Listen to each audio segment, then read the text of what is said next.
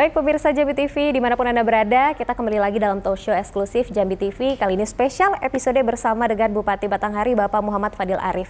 Nah, di segmen ketiga ini Bapak, ini kalau saya lihat ya Pak ya, sebagai masyarakat, Bapak ini adalah salah satu pemimpin yang visioner Pak. Nah, apa yang menjadi pencapaian yang paling Bapak banggakan Pak dari kepemimpinan Bapak saat ini Pak? Kalau seperti apa Pak? Yang paling senang tadi saya nih, lihat angka numerasi dan literasinya naik. Pendidikan ya Pak ya? Karena tidak ada manfaatnya pembangunan fisik itu kalau tidak didukung dengan SDM yang baik. Iya. Semua zaman memberi pelajaran tentang itu. Agama pun juga memberitakan kita itu. Ya kalau kita kebetulan kita Islam, ya surat yang pertama kali Iqra. Iqra itu kita artikan literasi. Bahwa kita harus bisa membaca yang tersurat dan tersirat. Jadi kenaikan angka literasi, kenaikan numerasi itu yang lebih membanggakan bagi diri saya. Jadi samping ya kita bisa benahi infrastruktur, ya buat jalan jadi lancar.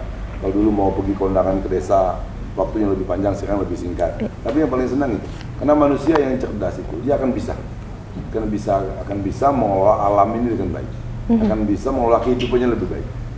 Tidak akan banyak hambatannya kalau dia cerdas, kalau dia kuat kan.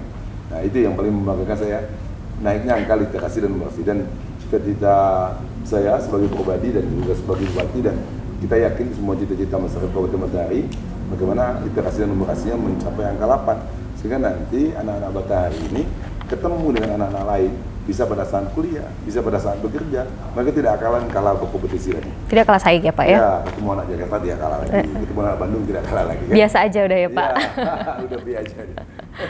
Oke, ini adalah yang namanya soal pembangunan dari sisi SDM ya Bapak ya, sumber daya manusia di Kabupaten Batanghari.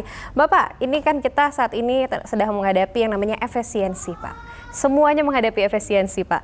Nah, efisiensi ini membuat banyak sekali Pak pembangunan yang mungkin terhambat atau tertunda Pak. Ini bagaimana Pak untuk progres salah satu pembangunan yang sudah diidam-idamkan masyarakat, yaitu ada Islamic Center dan sirkuit balap Pak di Kabupaten Batanghari?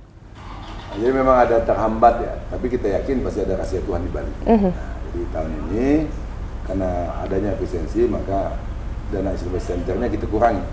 Niat kita di tahun ini selesai deh, sehingga tahun depan bisa dipakai. Jadi kita kurangi dan kita akan selesaikan lagi di tahun berikutnya. Ya mungkin akan lebih sempurna pekerjaannya karena dia memakai waktu yang lebih lama ya. Jadi kita ambil hal positif saja dari efisiensi ini.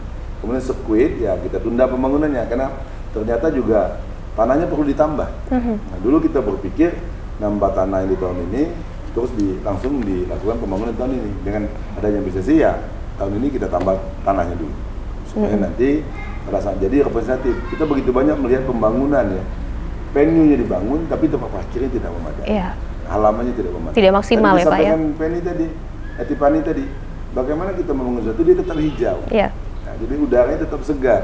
Ini karena membangun sesuatu malah gersang, kan menjadi tidak baik dia. Malah kita mengandalkan AC. AC itu bisa dipakai, tapi kalau lingkungan seputarnya sejuk, maka listriknya akan hemat. Karena dia mengolah udara yang lebih adem kan. Tapi kalau seputarnya gersang, kita aja melihatnya silau. Walaupun ada AC tetap panas Pak ya. Kemudian bangun itu akan lebih mudah rusak, karena dikena cahaya yang lebih kenceng kan. Dan kita juga tidak sehat. Seharusnya pohon-pohon tadi, penghijauan tadi akan membantu oksigen kita di tengah hari, sehingga kita akan lebih nyaman, lebih adem. Oke, itu tadi ya Pak ya. Semoga pembangunannya cepat maksimal nantinya Pak ya. Bapak, ini kita balik lagi Pak ke generasi muda Batanghari nih Pak.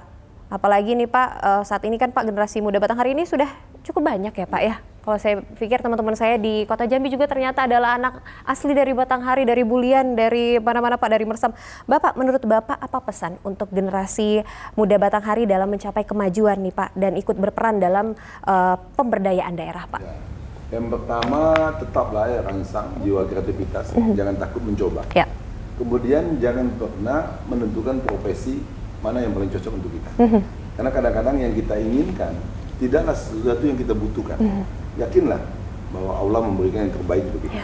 Kalau memang profesi kita menjadi seniman, jadi seniman. Kalau profesi kita menjadi pelatih, jadi pelatih. Kalau profesi kita jadi pedagang, jadi pedagang. Jangan kita latah ngikut orang lain. Pengen jadi YouTuber, pengen jadi menghasilkan uang dari medsos. Kalau kita tidak dikasihkan keahlian untuk itu, ya kita sesuai keahlian kita. Kenali potensi diri kita, baru kita kembang itu. Yang kedua, jauhi narkoba. Jauhi juga. karena akan membuat diri kita malas, akan merusak tubuh kita. Jadi kalau generasi muda sudah terpapar itu, sulit dia akan bahagia ke depannya. Begitu banyak perceraian, begitu banyak kekerasan dalam rumah tangga, begitu banyak kriminalitas akibat dari dua hal tersebut tadi. Oke, karena impact buruknya banyak sekali dari hal tersebut ya Pak. Bapak, harapan Bapak nih Pak untuk Batanghari di tahun 2030 nanti Pak, dan bagaimana Pak masyarakat bisa turut berperan serta dalam mewujudkan visi dari Batanghari Tangguh tahun 2030 Pak? Ya, yang pertama kita selesaikan RPJMD ini, untuk kita sampaikan kembali ke masyarakat bahwa program ini untuk seluruh masyarakat Kabupaten Batanghari. Dan dia tidak akan sukses kalau tidak didukung oleh masyarakat Kabupaten Batanghari. Jadi stakeholder semua harus bekerja ke arah yang sama, harus sinergi, supaya kerjanya lebih cepat selesai. Karena filosofi bangsa kita kan gotong royong, sesuatu yang dikerjakan bersama itu akan menghasilkan sesuatu lebih baik dan lebih cepat dibanding. Oke, kolaborasi antara pemerintah dan masyarakat, balik lagi ya Pak. Bapak, terakhir untuk menutup segmen ketiga dari talk show eksklusif Jambi TV kali ini Bapak, ini banyak sekali Pak kalau saya dengar baik di media sosial ataupun aspirasi masyarakat langsung nih Pak, yang ngomongnya nanti Bapak Bupati Batanghari maju di Pilgub mendatang Pak. Bagaimana Bapak menanggapinya dan merespon hal tersebut Pak? Yang pertama ya selesaikan amanah yang ada di kita. Saya itu gimana ya? Don't do adalah kata orang, yang lebih ninjak tanah lah. Kalau kita pasangan jadi bupati ya jadi bupati, bagaimana kerjanya baik, dan masyarakat terlayani dengan baik dan terpuaskan dengan pelayanan kita.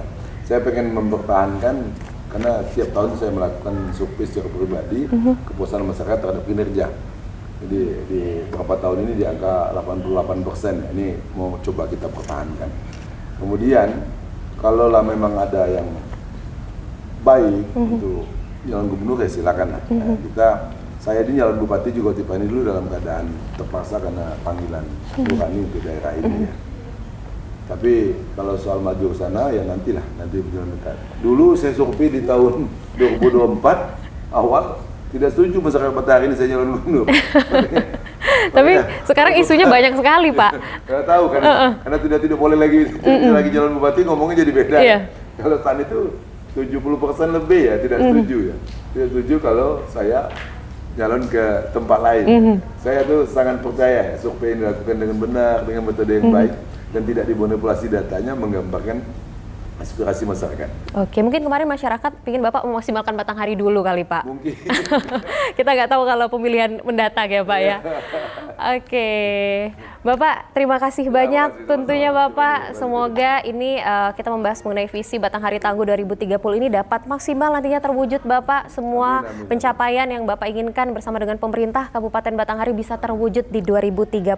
Terima kasih juga untuk pemirsa Jambi TV di rumah, tentunya di program talk show eksklusif kali ini spesial episode bersama dengan Bupati Batanghari Bapak Muhammad Fadil Arif. Semoga tayangan ini menjadi inspirasi dan juga pengetahuan untuk kita bersama dan bermanfaat untuk seluruh pemirsa di rumah. Terima kasih Bapak Bupati, sehat selalu dan sampai bertemu di talk show selanjutnya.